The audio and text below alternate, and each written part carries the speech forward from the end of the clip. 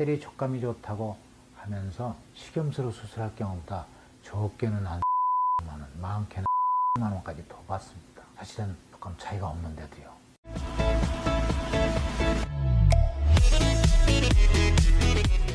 여러분들, 보형물은 한두 달이나 한 해, 두 해 정도만 두는 게 아니죠. 우리 몸에 영원히 같이 있어야 할 것입니다. 살아있는 동안. 첫째로는 무엇보다도 안정성이 중요하다고 말씀을 몇 번을 강조해도 부족하지 않을 거예요. 식염수에 대한 또 잘못된 편견이나 오해를 풀으셨으면 좋겠습니다. 지금까지 식염수 보형물과 코젤의 보형물에 대해서 비교 설명도 하고 오해와 진실에 대한 규명도 했는데, 다시 한번 코젤 보형물과 식염수 보형물에 대해서 요약해서 장단점을 비교해 드리도록 하겠습니다. 우선 부영구축 확률만 비교해봐도 코젤은 식염수보다 높은 걸로 나와 있습니다.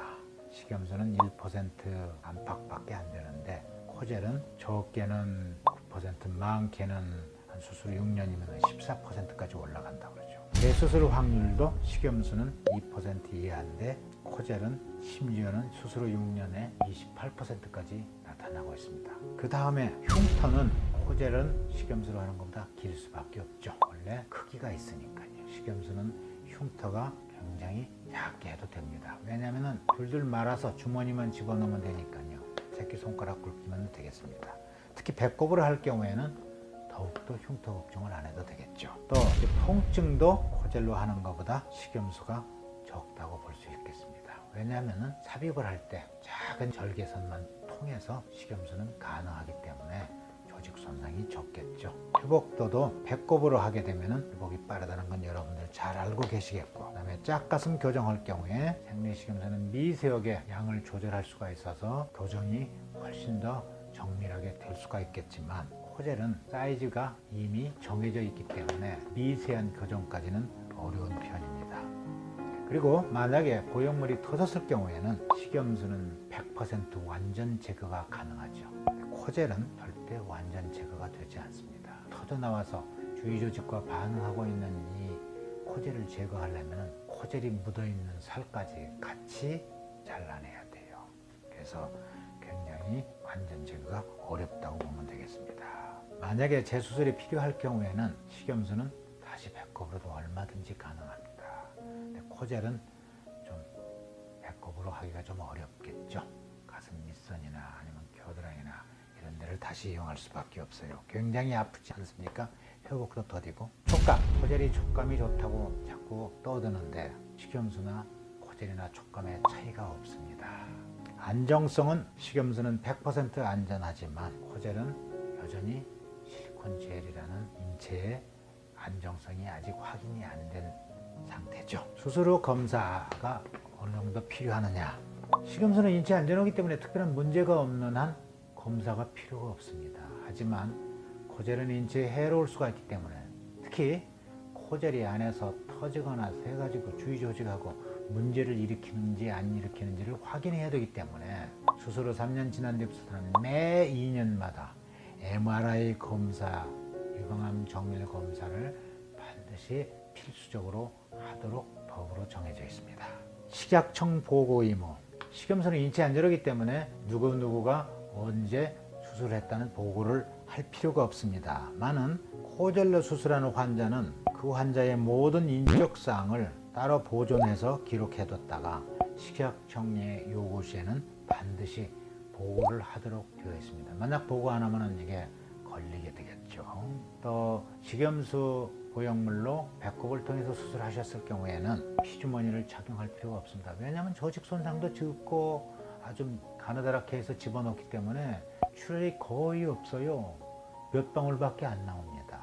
그러나 코젤로 수술했을 경우에는 절개선도 넓고 또 겨드랑이나 유륜이나 밑선으로 수술하기 때문에 피주머니를 차는 경우가 대단히 많습니다. 수술 후의 마사지는 어떠냐? 마사지 상당히 수술한 뒤에 귀찮죠. 왜 마사지를 하느냐? 첫째, 보형물이 놓인 공간이 좁으면 촉감이 좀 떨어지겠죠. 그런데 우리 배꼽 가슴 성형술은 보형물이 놓이는 공간을 얼마든지 크게 잘 만들 수가 있습니다. 왜냐하면 배꼽을 통해서 하게 되면 안에 있는 일부 근육들 박리가 굉장히 쉽습니다. 그러나 겨드랑이나 유린이나 밑선으로 수술하게 하면서 코젤을 사용하게 되면 보형물을 놓이는 공간을 크게 만들 수가 없어요. 그래서 마사지를 반드시 권유를 하죠. 다음에 수술 시간에 있어서 식염수 보형물을 배꼽으로 하게 되면 30분이 채 안 걸려요. 사실 수술하는 시간은 20분도 채 안 걸립니다. 물론 앞에 준비하고 뒤에 마무리하는 시간이 좀 붙어서 그렇지. 하지만 코젤로 수술을 하게 되면 적어도 1시간, 1시간 반, 2시간 넘어가까지도 걸릴 수가 있습니다. 다음에 마취 방법. 마취 방법에 있어서는 배꼽 가슴선에서는 아까 말씀드린 바와 같이 수술 시간이 20분 내로 굉장히 짧고 주위 조직 손상이 거의 없기 때문에 별로 아프지가 않아서 수면 마취로도 얼마든지 가능합니다. 많은 코젤로 수술하실 경우에는 보형물 놓이는 공간을 박리도 많이 해야 되고 절개선도 높고 또 겨드랑이나 유린이나 밑선을 수술하게 되면 굉장히 아프기 때문에 반드시 전신 마취를 하게 됩니다. 이상과 같이 식염수 보형물과 코젤 보형물에 대해서 비교 분석한 결과를 말씀드렸습니다. 이제 여러분들 생리식염수 보형물에 대한 안 좋다는 편견과 오해를 푸시고 가장 인체에 안전한 식염수 보형물을 사용해 주실 수도 있기를 바라겠습니다. 지금까지 생리식염수 보형물과 코젤에 대해서 제가 자세히 비교 설명까지 드렸는데 그런데 왜 주위에서 코젤이 좋다고 코젤을 많이 사용하고 특히 병원이나 이런 여러 의료인들이 코젤을 권하는 걸 많이 봤을 겁니다.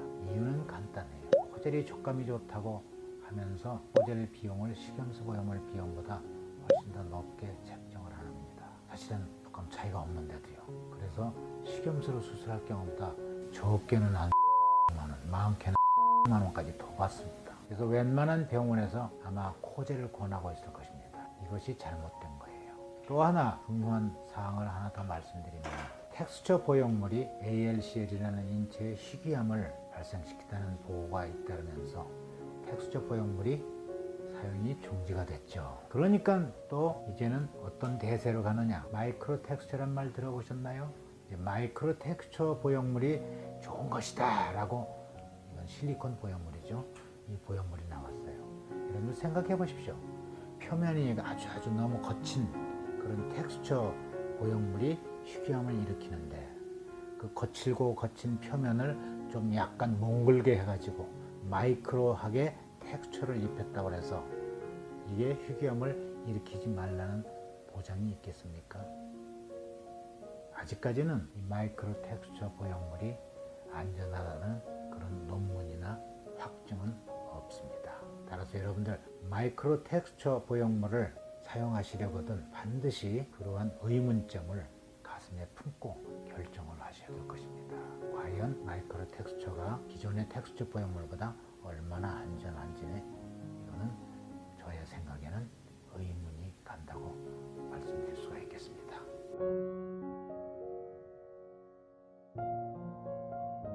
가슴 임신했을 때 트는 살은 호르몬 영향도 있고 너무 이렇게 커지니까 피부 근섬유가 터져서 나오는 건데 이거는 이렇게 하지 않는 한은 항아리만하게 하지 않는 한은 이런 정도 갖고는 튼 살이 생길 수가 없어요.